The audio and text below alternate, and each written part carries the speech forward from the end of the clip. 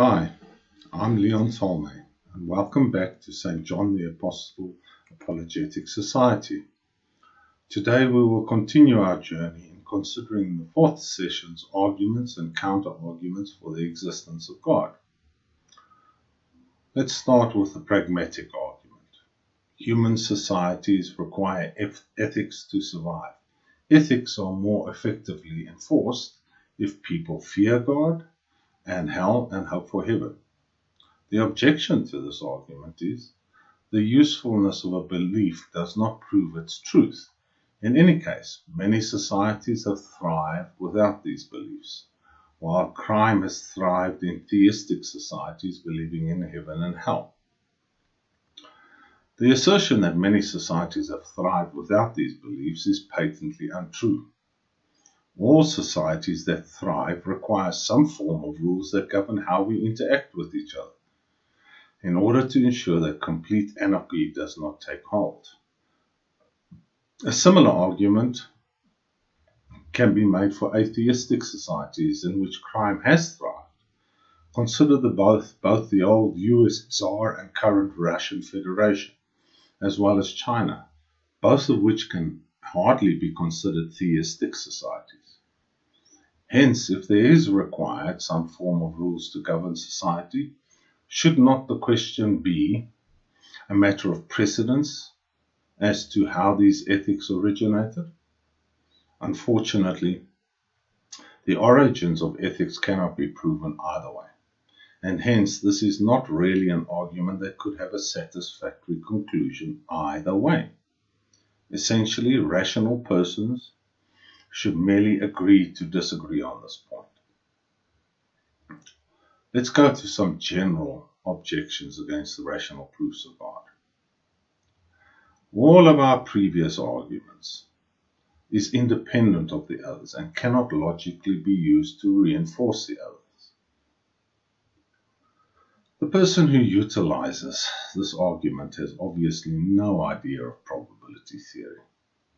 If two mutually exclusive events occur that nevertheless stochastically reinforce each other to a final end, if one of the events occurred can be expressed as the sum of the individual probabilities minus the probability that all events occur.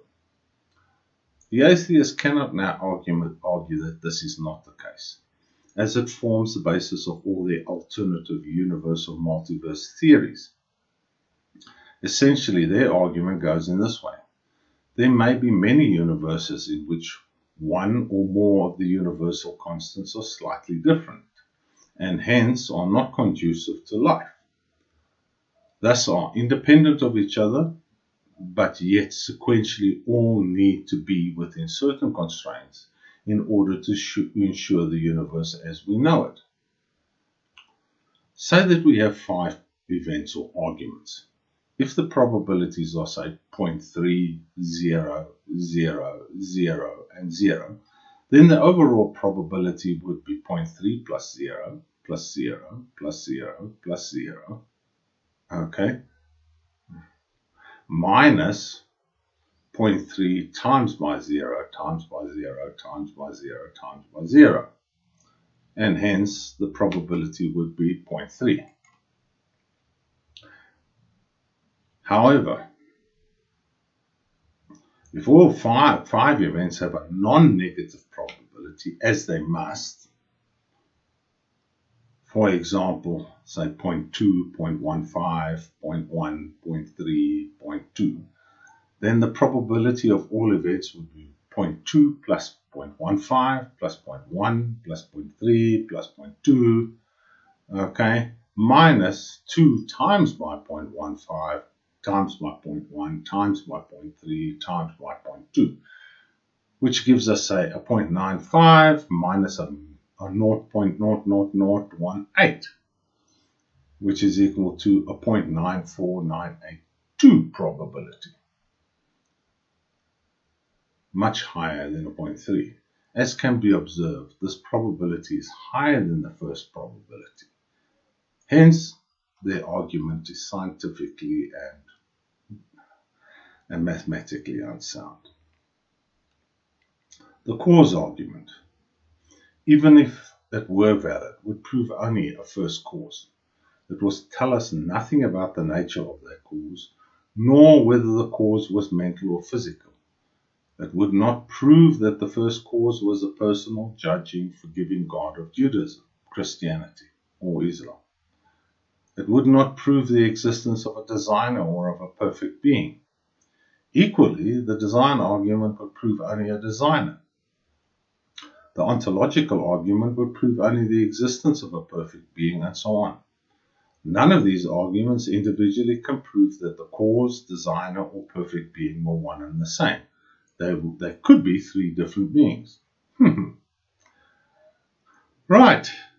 As seen earlier in our videos, a first cause is not only logically consistent, but also a prerequisite for a scientific valid argument for the existence of the universe.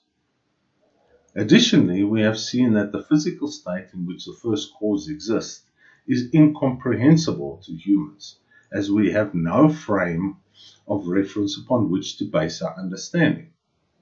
This is pretty much what the Bible says of God. In the case of first cause, we cannot argue, as an atheist, that it is not the first cause that is logically inconsistent. Hence, if that first cause is not the same being, the designer and perfect being must have originated from the first cause. And thus the second part of the atheist argument falls apart completely. Thank you once again for tuning in to this session, and we hope you tune in to additional sessions.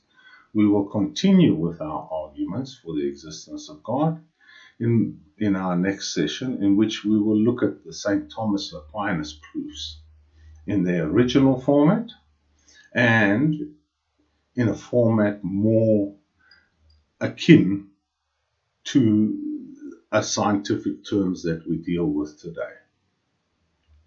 Have a wonderful day, and God bless.